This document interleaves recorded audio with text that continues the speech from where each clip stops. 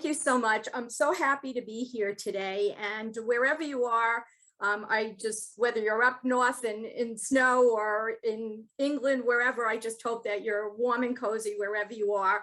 Um, I, when I was thinking about what I was going to talk about today, for the last couple of weeks, and actually I could go much further than that, I've been thinking a lot about my mom and dad and their generation, and the passing last week of a very, very close friend who was my neighbor growing up across the street from us, and my mother's closest friend for 60 odd years, really touched me deeply. And she was a second mom to me. And even after my mom passed away, I would continue to go visit her. Ken and I would go all the time, and we just loved listening to her and her wisdoms. And so the loss made me think of, for all of us, how losing our parents, what that actually means in our life. I mean, we say we lose them because they pass from this earth. Of course, as spiritualists, we know they live on forever. But in our hearts, they truly are right next to us. I mean, sometimes something happens and you hear them as if they were right by you saying, okay, well, this is how you would handle this, or this is how you might speak to somebody about something that's going on in your life. So as I reflected on my childhood and on that generation that I think was an extremely strong generation, and I hope we do justice to them, because honestly, I think that they were amazing in the way they tackled life. But to make you laugh a little bit, I was reflecting on growing up and the common cliches that went on in my household, in the Cooper household. For my father, it could be the saying, do you think we own stock in the electric company? That was always a favorite one for him. And as a young person, I was like, well, I don't know what stocks are. This is going on in my head. I don't know what stocks are, but I guess we don't have them because of the way he's saying it. So I really don't think we have stocks. He might say, do you think we live in a barn, when the doors were left open? And as a child, I knew we didn't live in a barn, but I really didn't get the connection as to why he was saying that. What did leaving a door open have to do with living in a barn? But it was just the way they spoke. It was always, in my mind, it always felt like there were phrases and cliches. I know there were many other words that came in between that, but that's what I heard in my head. One of my least favorite ones that my father would say, do you think money grows on trees? And I remember being a teenager when I was really, I'm going to use the expression, a wise ass. I remember one time after hearing him say that a few times, over my years, thinking and saying, well, technically, Dad, money does grow on trees because, you get paper from trees and you get money from paper. And I remember him staring me down and just thinking, if I don't get out of here, I'm going to die. And so I left. So his were all about, basically, if you listen to it, about how he took care of the family, and maybe the worries that he had about, could he afford, the next electric bill, although we lived a middle-class life, and I'm not saying we didn't, but maybe those were in his head, will my income cover this?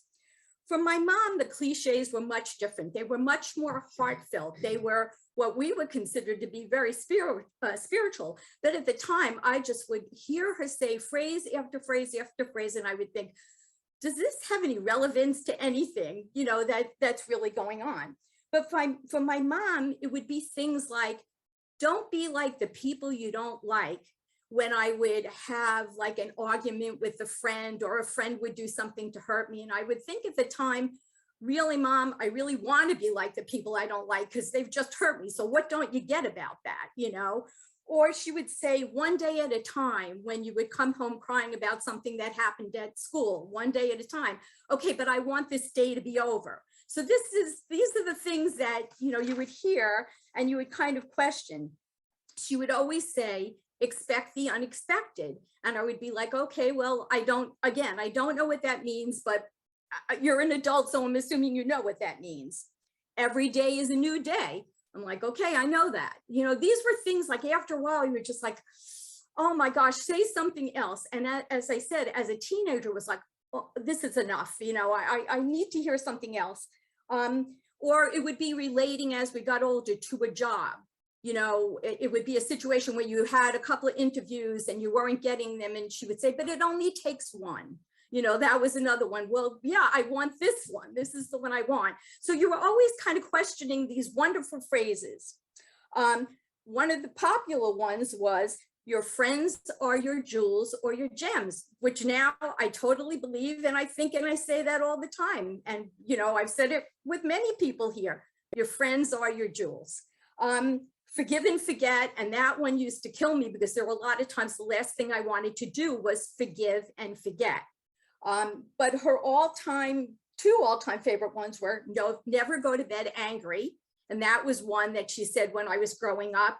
And again, as I became an adolescent and a teenager, when she would say that, it was usually after I was angry at her. And I really didn't want to talk to her. So going, you know, making up before I went to bed was difficult. And the other one was, this too shall come to pass.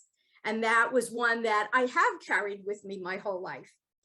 In telling you all of this, I realized that those things that I rolled my eyes at when I was a teenager or adolescent, when my parents continually said these things, were really their coping mechanisms. It was their coping skills. They were trying to, maybe in the worst time of my father seeing rising prices of things, those words kept him kind of level. Okay, well, you know, if we close the door, we can keep the heat from costing too much, or if you turn off the lights, the electric bill won't cost a lot. For my mother, they were feelings from the heart, that these things would help her through maybe difficulties with the next door neighbor, or, you know, seeing me unhappy about the way somebody treated me. So now as an adult, I realize these are all their coping skills and are their coping skills. So as an adult, some of those phrases, some of those cliches I've said to my children, and I've seen them roll their eyes.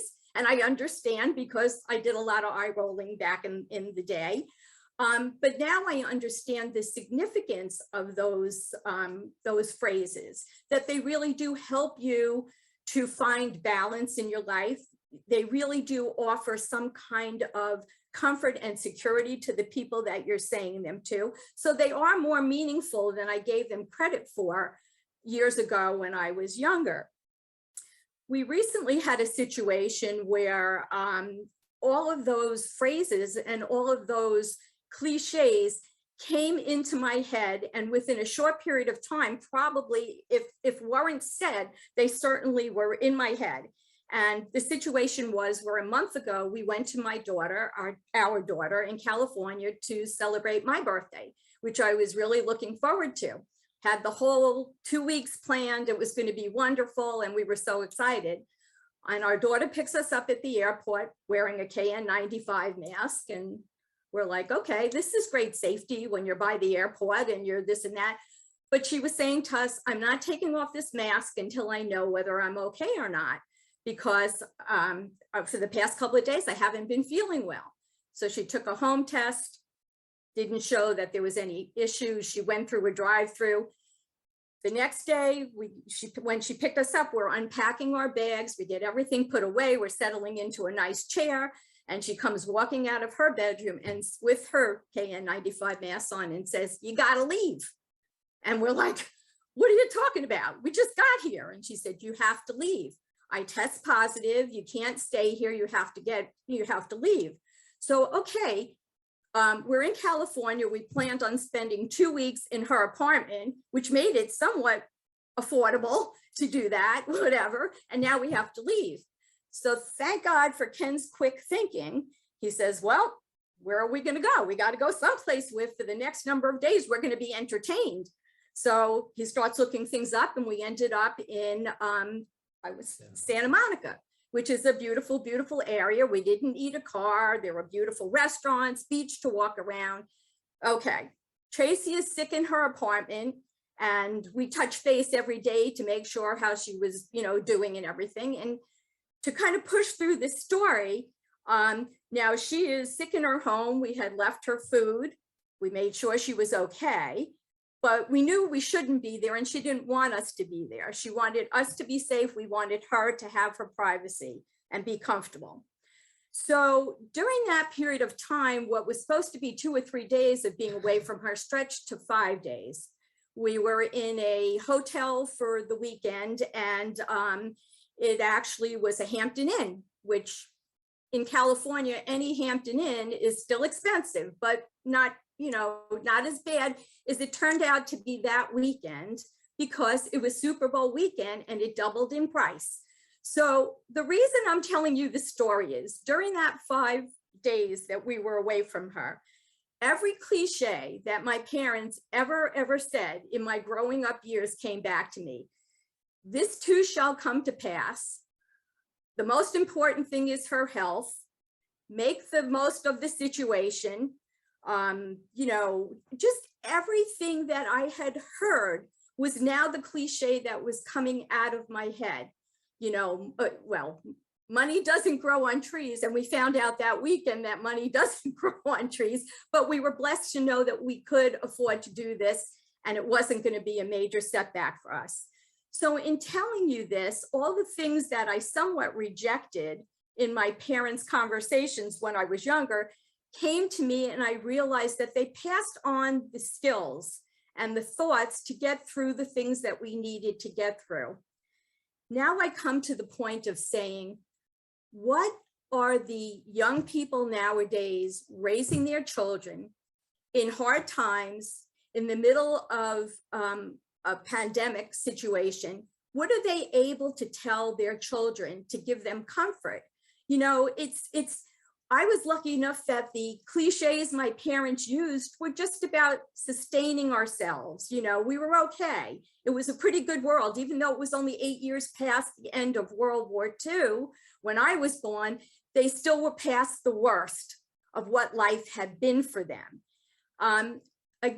So now we're in current times, and how do you comfort a child that has to wear a mask every day when they go to school, or sit behind a plexiglass? What are the words that parents are able to say to them that gives them comfort? Certainly, they're not going to be the same things I heard growing up, but you hope that they came up with their own words of comfort for these children and for themselves. And then we take it a bit further and we go to the situation in the Ukraine now, and you say, what are those parents able to say to their children to comfort them? What is giving them peace? What is making them feel that they can give hope to not only themselves, but their children? And the other day, Ken and I were listening to CNN, and I believe it was Anderson Cooper that was doing an interview with a young family in the Ukraine.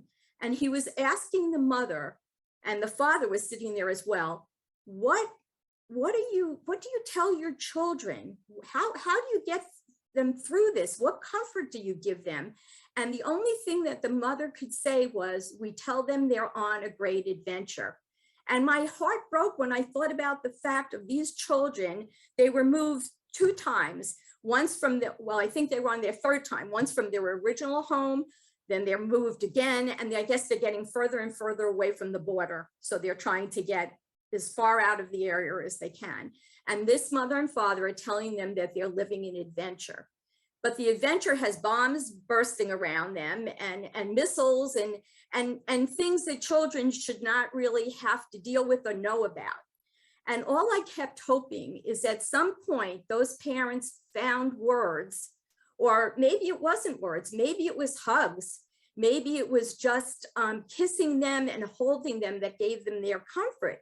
But it certainly wasn't the words that were given to me when I was younger that was supposed to support me or make me understand what my life was.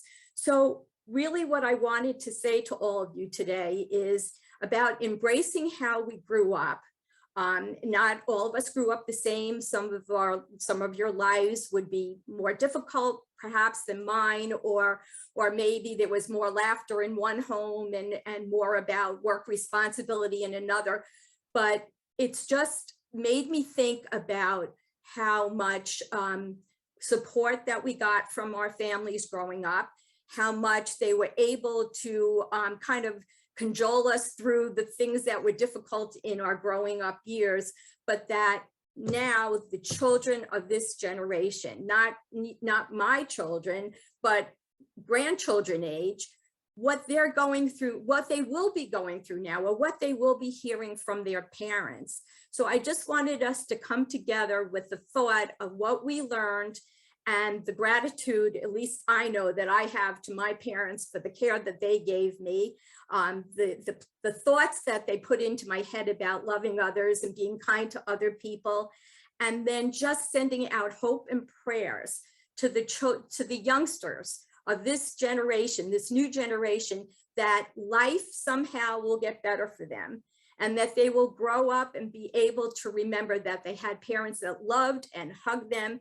and said maybe silly prose to them, or things that they didn't understand when they were little, but they'll understand as they get older, just like I did. And I just wanted to leave you with that thought that just, you know, reflect on your own growing up and on your parents and all they did to make your life easier. Thank you for listening.